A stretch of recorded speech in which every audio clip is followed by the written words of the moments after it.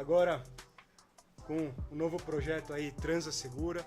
Então, para os nossos ouvintes aí do podcast, para quem está assistindo o vídeo aí pelo YouTube, né, nos acompanhando aí em todos os canais, hoje a gente vai falar um pouquinho sobre prevenção.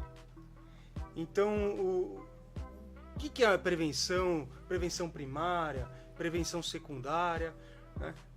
Esclarecer um pouquinho sobre isso. Então, com relação à prevenção, eu vou começar a falar um pouquinho sobre prevenção primária. Seriam medidas adotadas para evitar algum fator de risco que leve a alguma doença. Então, são as medidas iniciais, né? Vamos dizer assim, as medidas iniciais para evitar alguma doença com relação, por exemplo, à infecção sexualmente transmissível. Com relação à prevenção primária, como a gente pode dar exemplo, né? O que nós temos aí de prevenção primária? Inicialmente, velhão, a gente tem uma boa saúde, né? Fazer atividade física, por exemplo, ser saudável, ter uma alimentação saudável, isso, né, já ajuda o nosso sistema imune a ficar aí completo, de ser adequado. E mais voltado para a parte de infecção sexualmente transmissível, na parte primária nós teríamos as vacinações.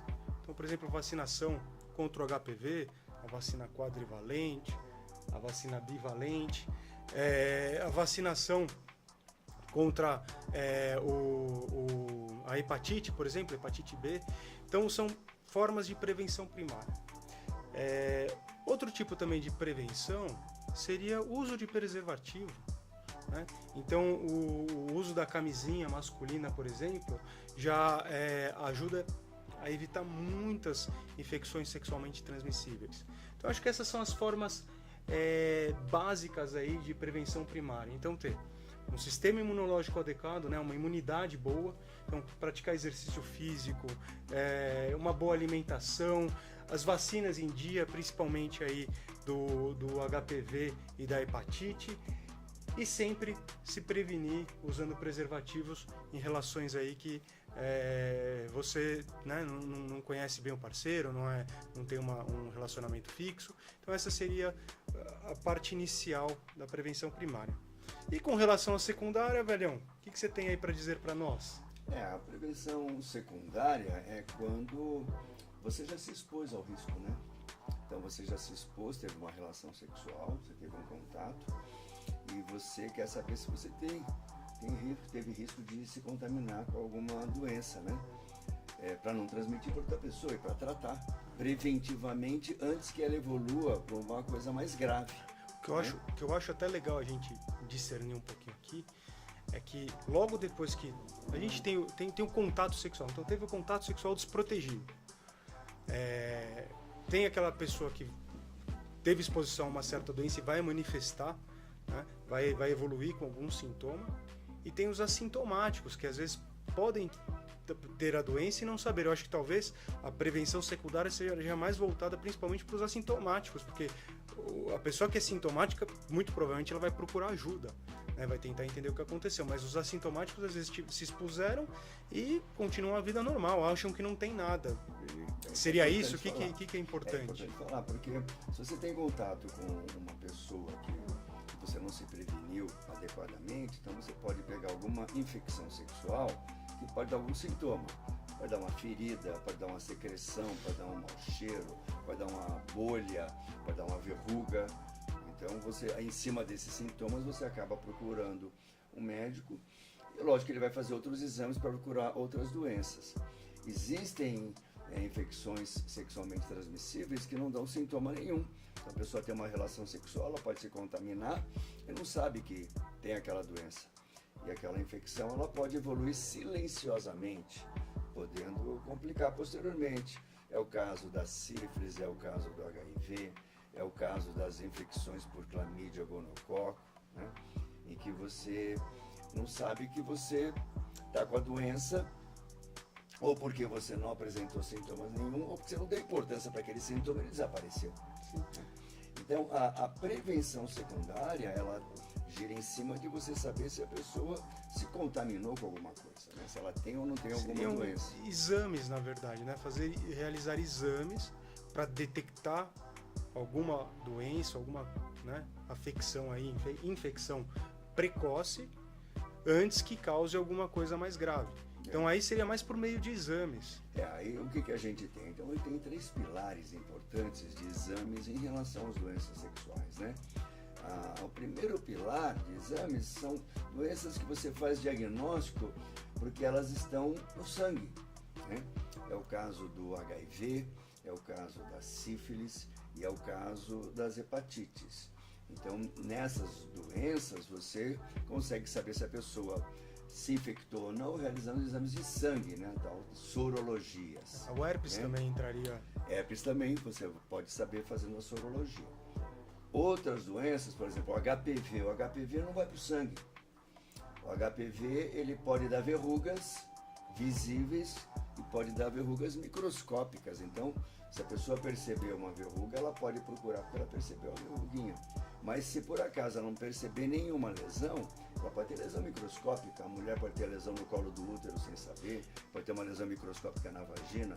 Tanto o homem também pode ter uma lesão microscópica. Então, nesse caso do HPV, o importante é você fazer exames para procurar as lesões microscópicas. Se a pessoa tem uma lesão visível, esses exames vão ajudar a você, além de localizar as lesões visíveis, também localizar as lesões microscópicas para tratar. Então, isso é o HPV. E tem outras infecções que podem dar na boca, no genital masculino e feminino, no ânus, né? E que elas são assintomáticas. Então, são como a clamídia, o gonococo, o ureaplasma, a micoplasma e o tricomonas. Hoje em dia é muito comum a gente encontrar pessoas infectadas com essas bactérias e não sabe que tem. Então, na cavidade oral, né, na região anal, na região vaginal, na uretra do homem. Então, são exames importantes, por quê? Porque essas doenças, eventualmente, elas podem vir prejudicar futuramente a fertilidade do homem, a fertilidade da mulher, porque elas não dão sintomas nenhum e podem causar inflamações crônicas nas regiões do ovário, prejudicando depois uma gravidez futura. Então, esses 3 pilares são importantes para a gente pesquisar as doenças mais frequentes sexualmente transmissíveis, né? Essa é a prevenção secundária.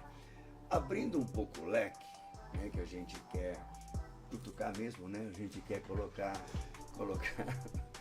a lenha na fogueira. Colocar o dedo na ferida. Aí vem as situações, os comportamentos sexuais. Então, hoje em dia o que acontece? Vai depender muito do teu comportamento sexual.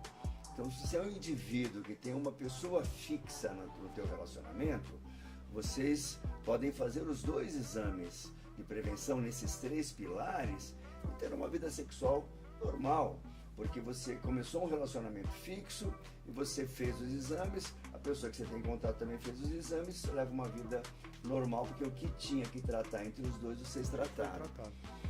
De repente você não tem um relacionamento fixo, você tem uma pessoa que você sai em uma semana, tem outra pessoa que você sai na semana que vem, ou você tem uma pessoa fixa, mas que você se envolve com outras pessoas de comum acordo. Meu parceiro quer que tenha outra mulher na jogada, ou a minha parceira quer que tenha outro homem na jogada. Não, nós temos relações em grupos de casais. Não, eu tenho relação com homem, homem com homem, e nós participamos de festinhas grupais. Então tudo isso pode acontecer. E à medida que isso vai acontecendo, os riscos vão aumentando e, dependendo do comportamento sexual, se tem maior risco para ter infecções na cavidade oral, na região anal, no pênis ou na vagina.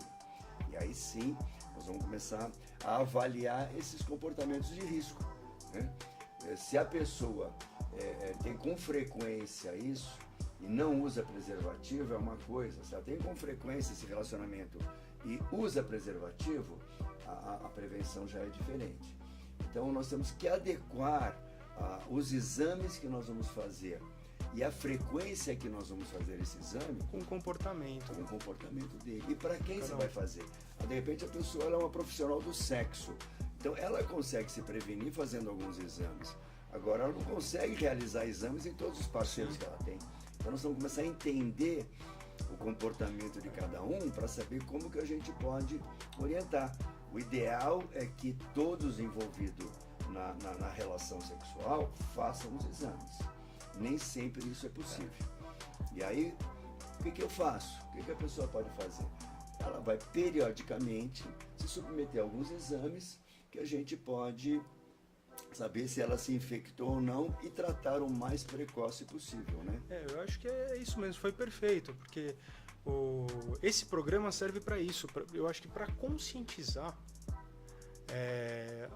as pessoas, porque foi o que você falou, às vezes até o profissional ou a profissional do sexo, eles realizam de forma rotineira alguns exames, às vezes até pecam em realizar outros por desconhecimento, principalmente esses que a gente acaba fazendo análise de DNA em saliva, em secreção uretral, em secreção vaginal, na área do ânus.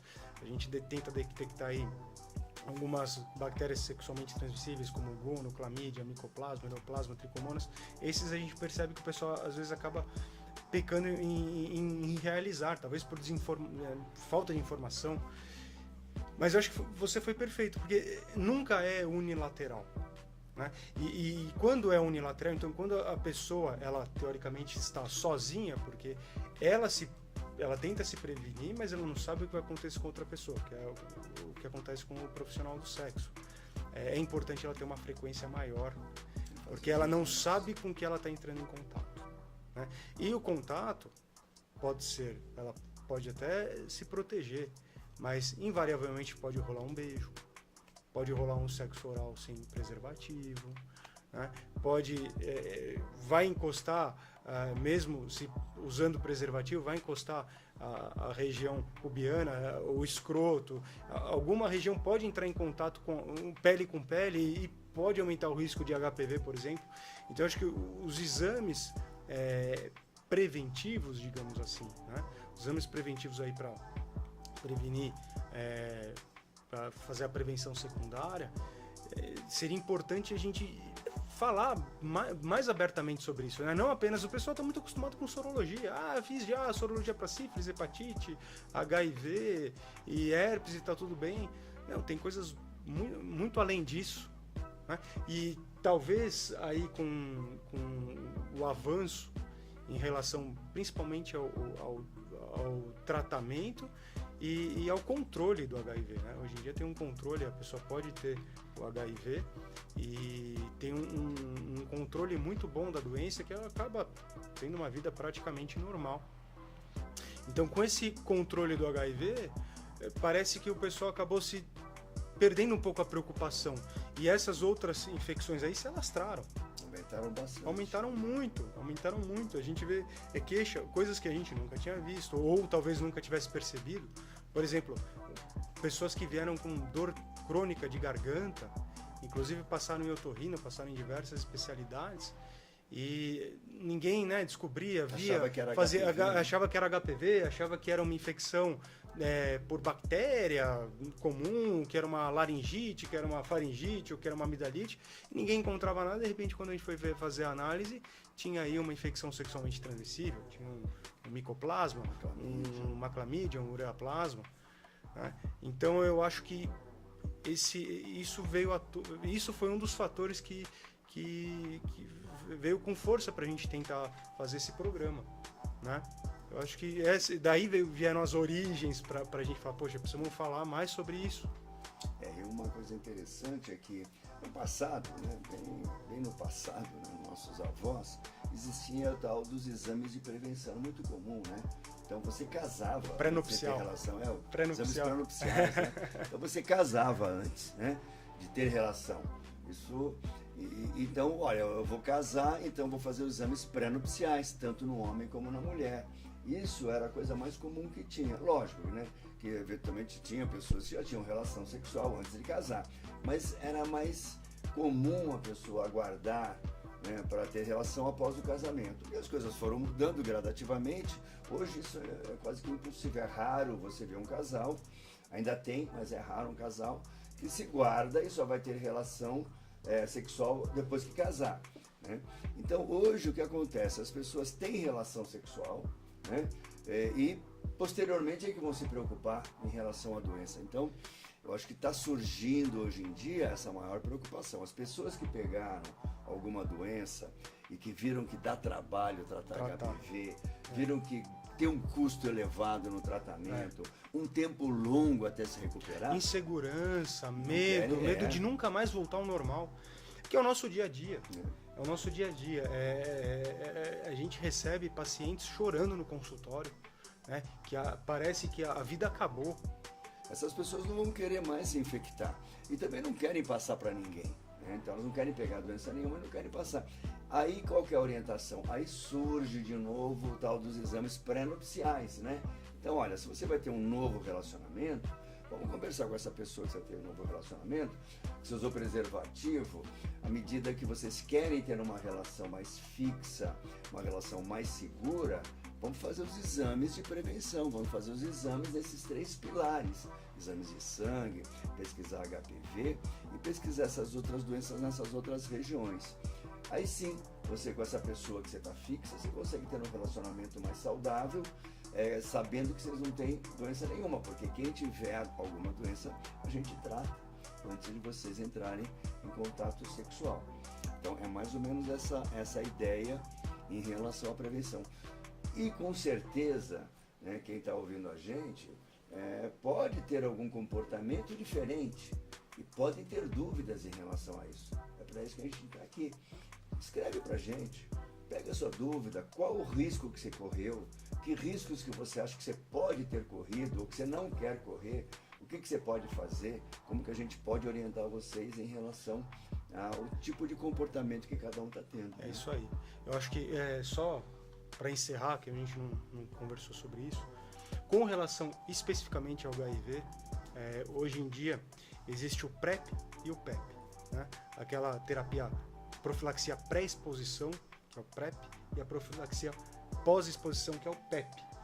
O PEP já é conhecido há muito tempo, então a pessoa se expôs a um risco, às vezes teve relação sexual ou foi abusado, por exemplo, não sabe nada sobre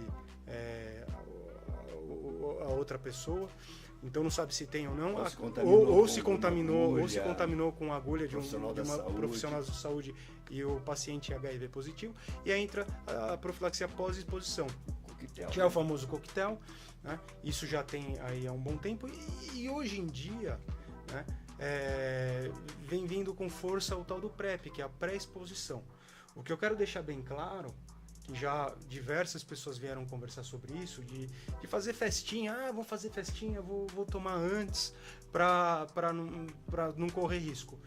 Na verdade, tem indicações restritas. Protocolo muito restrito. Isso, então é um composto aí de 2 princípios ativos, né, de 2 substâncias, tá, o PrEP, e é indicado para populações restritas. Então, por exemplo, gays que têm uma atividade mais promíscua, homens que fazem sexo com homens que têm uma relação mais promíscua com diversos homens, trans tem indicação também, profissionais profissionais do sexo. Ou a pessoa que quer ter relação sexual com outra pessoa que já é sabidamente positiva. Exatamente, que é sabidamente positiva. Com maior segurança. Então, ela vai tomar medicação para se prevenir. O Ministério da Saúde deixa muito claro que tem algumas indicações bem precisas e outras que podem ser avaliadas. Isso é individualizado. É importante a pessoa... Existe uma avaliação na unidade Uma avaliação na unidade de saúde, não é simplesmente, vou fazer uso e vamos para bagunça. Tem que tomar muito cuidado. E outro cuidado também a gente já tinha falado, a preocupação, né, com não quero pegar HIV e esquece das outras doenças. Então, a exposição, ela vale tanto para o HIV quanto as outras doenças também, né? Tanto que quando a pessoa é agredida sexualmente, não se faz só profilaxia com relação ao HIV, faz contra outras infecções sexualmente transmissíveis. Então, isso é importante deixar claro. Tem indicações precisas e eu acho que é isso, né? A prevenção é a forma mais importante de você impedir de se contaminar com uma doença, né? não esqueça, né? Prevenção primária, prevenção secundária e dúvidas, escreve pra gente. É isso aí, pessoal.